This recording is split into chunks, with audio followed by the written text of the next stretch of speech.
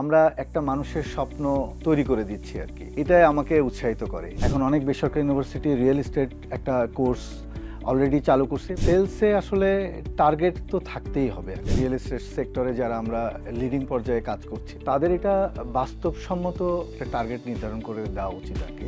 Real estate কোম্পানির জানা অজানা পর্দার পেছনের গল্প নিয়ে real face of real estate. আজকের পর্বের অতিথি জনাব খন্দকার আশিক উদ্দারাই, general manager, head of sales, ডোরেন ডেভেলপমেন্ট লিমিটেড।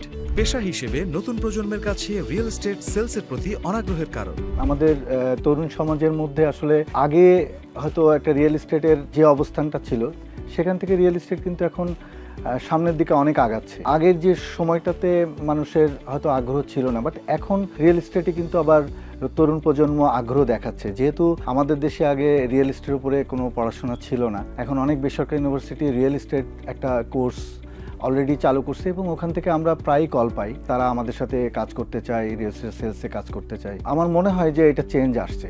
রিয়েল এস্টেট কোম্পানির সেলস পিপলদের কমিশন প্রদানের বিলম্বর অভিযোগ। অল্প কিছু কোম্পানির ক্ষেত্রে হয়তো এটা প্রযোজ্য, বাট ম্যাক্সিমাম কোম্পানি আসলে রিয়েল এস্টেট সেলস বাড়ানোর জন্যই কিন্তু কমিশনটা নির্ধারণ করে রাখছে এবং সেলসম্যান যখন দেখে যে সে তার স্যালারির পরেও সে এক্সট্রা একটা ইনকাম করতে পারছে, তখন সে আসলে ওটাকে একটু বেশি সময়ও দেয় আর কি। আমার মনে হয় না যে আর কি এটা সব ক্ষেত্রে প্রযোজ্য আর কি। রিয়েল এস্টেট কোম্পানির সেলস পিপলদের ক্ষেত্রে salary versus commission.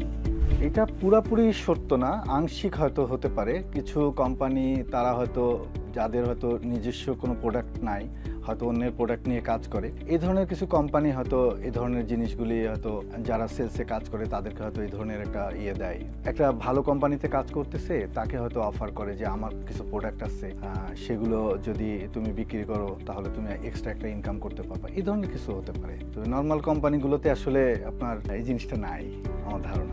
Real estate কোম্পানির সেলস টার্গেট ও বাস্তবতা। সেলস জবটা তো বেসিক্যালি হচ্ছে টার্গেট ওরিয়েন্টেড একটা জব। রিয়েল এস্টেট সেক্টরে যারা আমরা লিডিং পর্যায়ে কাজ করছি আর কি, তাদের এটা বাস্তবসম্মত একটা চ্যালেঞ্জ সেলসম্যানদেরকে একটা টার্গেট নির্ধারণ করে দেওয়া উচিত আর কি। তাহলে হয় কি যে আমাদের কোম্পানির গ্রোথটাও বাড়ছে, সাথে সেলস যে অ্যাচিভমেন্ট যে জিনিসটা আছে, ইয়ারলি অ্যাচিভমেন্ট, সেটাও আমরা মিট করতে পারি। তো আমার মনে হয় যে এটা আসলে বাস্তবসম্মত টার্গেটটাকেই ফেস করা উচিত আর কি। রিয়েল এস্টেট কোম্পানিতে কাজ করার মোটিভেশন ও লংজিভিটি। আমরা একটা মানুষের স্বপ্ন তৈরি করে দিচ্ছি আর কি। একটা মানুষের যখন তার একটা অ্যাপার্টমেন্ট হয়ে যায়, তখন সে যখন তার অ্যাপার্টমেন্টে যখন যায় তখন সে অনেক আনন্দিত হয়। তো এইটা আসলে অনেক ভালো লাগা কাজ করে। ফ্রম বিগিনিং থেকে যখন আমি একদম ইনিশিয়াল স্টেজে সেলসে কেবল নতুন, এটাই আমাকে উৎসাহিত করে।